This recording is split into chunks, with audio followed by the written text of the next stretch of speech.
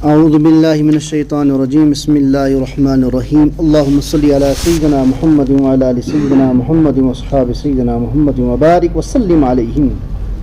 السلام علیکم ورحمۃ اللہ وبرکاتہ۔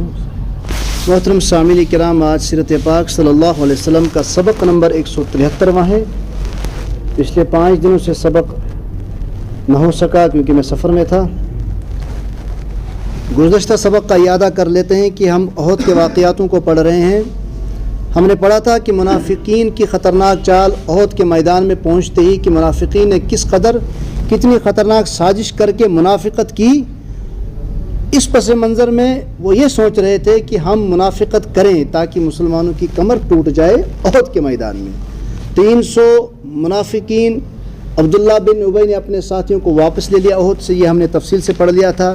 پھر اس کے بعد جو 700 بچے ہوئے مسلمان تھے رحمت عالم صلی اللہ علیہ وسلم کے ہمراہ صحابہ کرام، انہوں نے کس طریقے سے میدان کے اندر جان فشانی کی اور نبی اکرم صلی اللہ علیہ وسلم کا دفاع کرتے ہوئے اسلامی لشکر احد کی گود میں، یہ بھی ہم نے پڑھ لیا تھا۔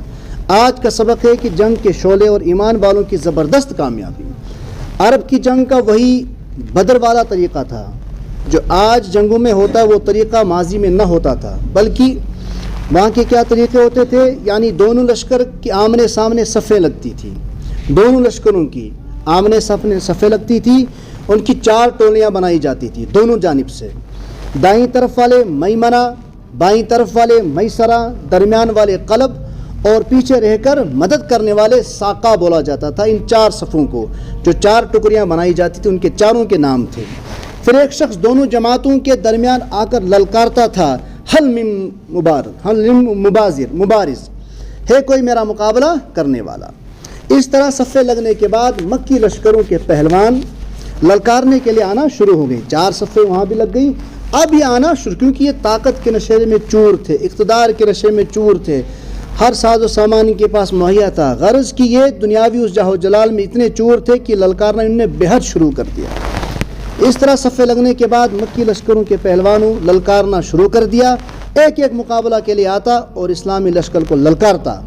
لیکن اللہ تبارک و تعالیٰ کی عجیب قدرت تھی کہ ایک ایک کر کے جتنے بھی وہ للکارنے کے لیے آگے آتے گئے وہ سب کے سب قتل ہوتے گئے۔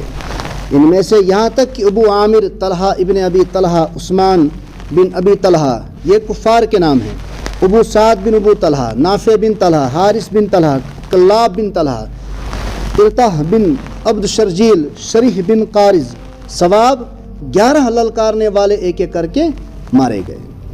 پھر گھمسان کی جنگ چھڑ گئی۔ جب یہ للکارنے والے ختم ہو گئے پھر آمنا سامنا ٹکراؤ ہونے لگا، جو پہلی صف تھی وہ پہلی صف سے ٹکرانا شروع کر دی۔ حضرت حمزہ اگلی صف میں تھے اور دوسرے صحابہ کرام نے ایسا حملہ کیا کہ مشرکین کی صفیں ٹوٹ گئی۔ جو پہلی صف ہوتی ہے میمنہ جسے بولتے ہیں، اس صف کو سب سے پہلے حضرت حمزہ کے ساتھ صحابہ کرام نے ہمراہ جو تھے انہوں نے توڑ دیا اور میدان میں بگدڑ کا ہنگامہ مچ گیا، جس میں سب ملا کر تقریباً کافروں کی 14-15 آدمی قتل ہو گئے۔ پہلی صف میمنہ میں تھے جس کا ٹکراؤ حضرت حمزہ رضی اللہ تعالیٰ عنہ نے کیا۔ اس کے ساتھ ہی ہتھیار ڈال کر بھاگنے کا ماحول بھی بن گیا۔ احد کے میدان کا یہ صورتحال بیان ہو رہی ہے اس وقت کہ مشرکین کی ان 15 عورتوں نے بھی، جو 15 عورتیں انہوں نے ساتھ لائی تھی مردوں کو للکارنے کے لیے، ان کو جوش دلانے کے لیے، یہ بھی جوش دلانے کی کوشش کرنے لگی، مگر وہ بھی بھاگتے فوجوں کو روک نہ سکیں، یہاں تک کہ ایمانی لشکر کے سامنے مشرکین کی 3000 کی فوج ایسے بھاگ رہی تھی جیسے شیروں کے سامنے بکریوں کا ریوڑ بھاگ رہا ہوتا ہے۔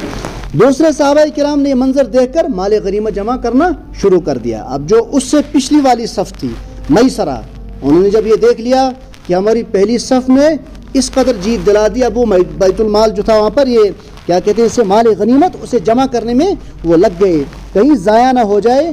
قرآن کریم نے اس پر یوں تبصرہ فرمایا، سنلقی فی قلوب الذین کفروا الرعب بما اشرکوا باللہ ما لم ينزل به سلطانا ومأواہم النار وبئس مثوى الظالمین ولقد صدقکم اللہ وعدہ تحسون بإذنہ۔ جن لوگوں نے کفر اپنایا ہے ہم عنقریب ان کے دلوں میں رعب ڈال دیں گے، کیونکہ انہوں نے اللہ کی خدائی میں ایسی چیز کو شریک ٹھہرا رکھا ہے جن کے بارے میں اللہ نے کوئی دلیل نہیں اتاری۔